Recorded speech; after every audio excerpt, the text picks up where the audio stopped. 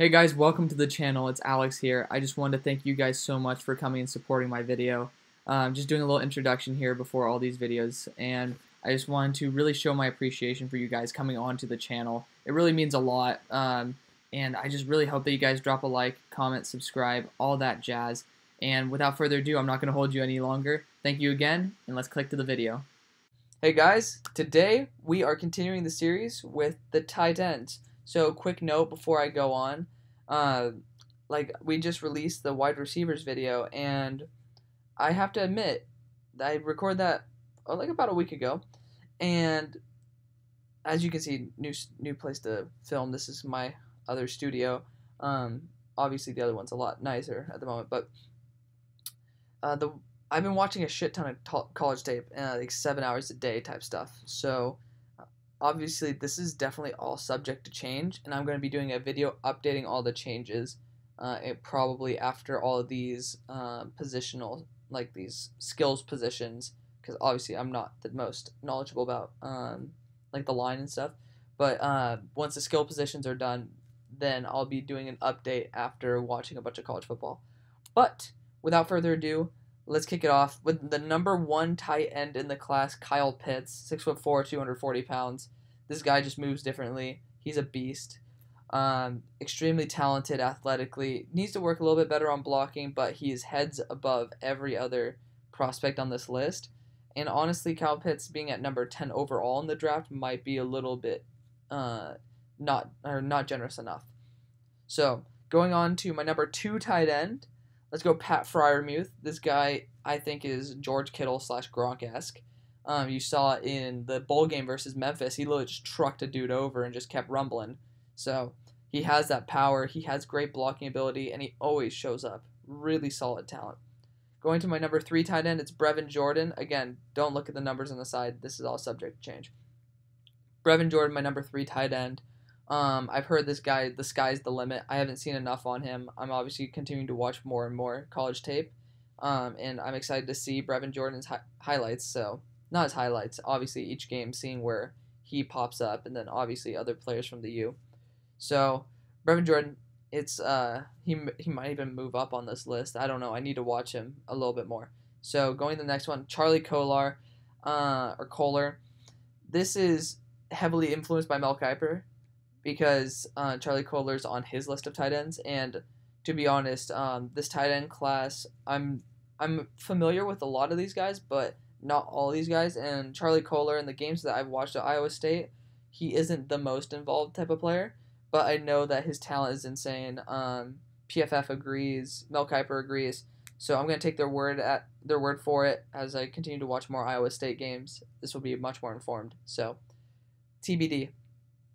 Going next, Luke Farrell out of Ohio State. I actually had him above Charlie Kohler for a very long period of time, but after just continuing to, I saw him a couple times on tape and he looked talented, and then taking the word of people who actually know what the hell they're talking about, I kind of decided to flip the two. Luke Farrell always shows up for me. Really solid tight end. He's just always there. I don't know if it's because of the Ohio State system, because they have quite an amazing system there. They always get their wide receivers open all the time. So, I don't know if he's just schemed open very often or not, but you never know. We'll obviously see once he comes to the NFL. So, I'm going to continue. Matt Bushman. I think this guy might creep a little bit higher. I watched BYU, and this dude is literally the go-to target. So, I got to watch more BYU, but this guy seems like a number 1 type weapon, and if he is, he could move up ahead of Charlie Kohler, even above Brevin Jordan if I see some more and I like it. Matt Bushman, he looked pretty good on tape. Obviously, I haven't adjusted this yet, so he looks very talented, and I'm excited to watch some more on him. Very good route runner, good with his hands. I got to watch him block a little bit more, but I think that he has potential. He definitely has potential. So, continuing. We're on number 7 now. Jake Ferguson, Wisconsin, again influenced by Mel Kiper here, but I haven't really seen Jake Ferguson too much, but I do know Wisconsin does create some solid blocking tight ends and stuff.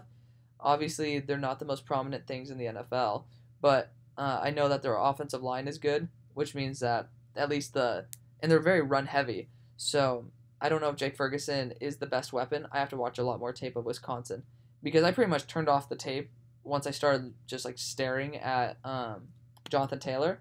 But Wisconsin, they produce amazing blocking guards and tackles and centers. So I think that they could possibly leak that into the blocking for the tight ends as well. So, I mean, I think that if that's the case, obviously you have to watch this guy. If that's the case, then, I mean, hey, take a shot on a guy who can develop as a wide receiver or like as a receiver. And I think you got something to work with. So, same thing happened to George Kittle. I mean, he was pretty much primarily a blocker until he came into the NFL and then learned how to be a great receiver. See him now. So, next is number 8, Nick Eubanks out of Michigan. He just pops off on tape sometimes. Nothing really special. Obviously, these guys are 4th, 5th round prospects at this point. But, like, I know Michigan has their way with being able to utilize tight ends in a very good way. But I think that Shea Patterson's a piece of crap. If we're going to keep it PG here. Horrible quarterback, in my opinion. I just do not like him whatsoever. And Nick Eubanks is not bad whatsoever in that system. So if he can do a pretty alright job with a sucky quarterback, then maybe he can do a lot better with a good quarterback. But not too much to be excited about. Obviously, these tight ends, got to watch some more on them. Next is Sean Bayer, and out of Iowa. I mean, Iowa pumps out tight ends, so they got good coaching staff there. I don't really know anything about Sean Bayer, but I just know that the pedigree of the coaching and then whoever comes from Iowa usually is talented. I mean, you got George Kittle, right? I think so. Then you got the 2 tight ends in Hawkinson, and then I'm of course blanking on the guy who is on the Broncos right now. I'll get back to him, but they have a good pedigree when it comes to tight ends. Okay, so yeah, as I was saying, Sean Bayer has the pedigree, has the coaching. I think that'll set him up well for the NFL. Got to watch more on him though. Going next, Jeremy Ruckert out of Ohio State. I mean, slight bias from Ohio State, but honestly, these picks here are just like, fill in your needs. Somebody who is able to show up, but again, I'm a little bit sketchy about the scheme. Scheme is so receiver / tight end friendly. So, gotta watch some more on Jeremy Ruckert, see how he does one-on-one, and then obviously I'll make my opinion on him and where he should be. So, going to my last guy, Josh Pederson. Again, not really, like, I've seen him in a couple games. He looks pretty solid, but somebody I really need to watch more of. Obviously, these guys, like, from here on, these guys are definitely guys I need to watch more of. Even Charlie Kohler for a little bit. But I think he has upside. Like, that's just the bottom line. I've seen him as a receiver. Not bad.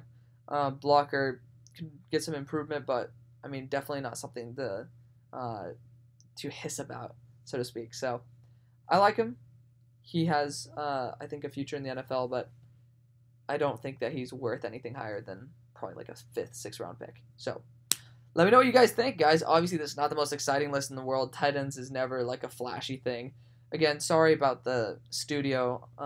Not really in the most advantageous position right now with everybody working at home. So, yeah, this is where I'm going to be for a little bit. Let me know if you guys want to go back to like the smaller screen with a virtual background or not.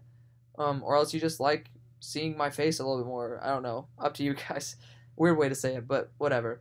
So, I'm not going to hold you here any longer. Thank you guys so much for watching, and I'll see you on the far side. Peace.